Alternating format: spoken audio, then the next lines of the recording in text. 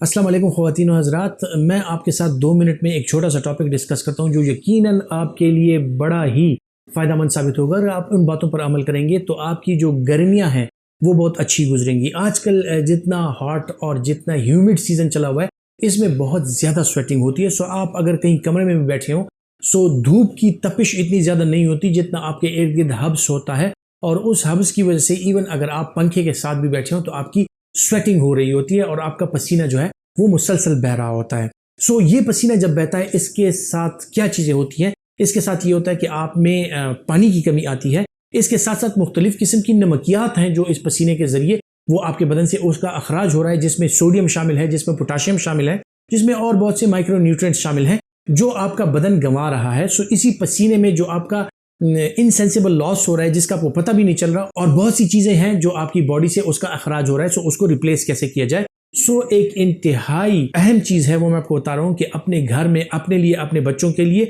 ORS यानी जो निमकॉल है वो ज़रूर रखा करें, क्योंकि इस सीज़न में जब आप सुबह उठते हैं और आप अगर घर पे ये बना लें, अपने खुद भी पिएं, अपने बच्चों को भी पिलाएं, अपनी फैमिली को भी पिलाएं, तो अगर आपकी स्वेटिंग होती है तो आपका इलेक्ट्रोलाइट इम्बैलेंस नहीं आएगा, आपके पट्ठों का खिंचाव नहीं होगा, आपके बदन में दर्द और थकन नहीं होगी, आपका ब्लड प्रेशर नीचे नहीं आएगा, और आपका जो डिहाइड्रेशन जो आपको होती है वो आपको इस गर्मी में नहीं होगी। सो सिवाय उन लोगों के जिनको ब्लड प्रेशर के मसाइल हैं या जो दिल के मरीज़ हैं, इसके अलावा हर उम्र का बंदा और हर जेंडर का बंदा इसका इस्तेमाल कर सकता है। सो इन गर्मियों में ORS पानी इसका इस्तेमाल ज़्यादा कीजिए ताकि आपको ये गर्मी की शिद्दत जो है ये भी कम हो और आपकी सेहत पर इसके असरात कम से कम हो। अपना बहुत सा ख्याल रखिएगा। अल्लाह।